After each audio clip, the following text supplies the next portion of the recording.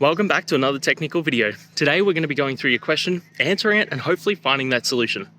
Guys, remember to stay just a little bit crazy like me, and hopefully you get to that resolution. Now, let's continue on to the video.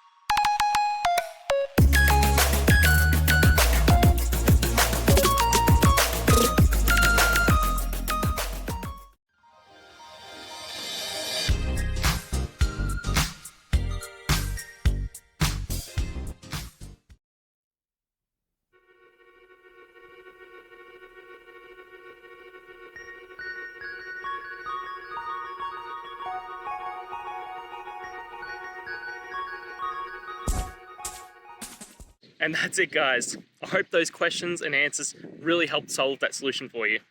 If it did, please hit subscribe. I'd really appreciate it. Now, until you need next technical video, I'll be here. Have a good one.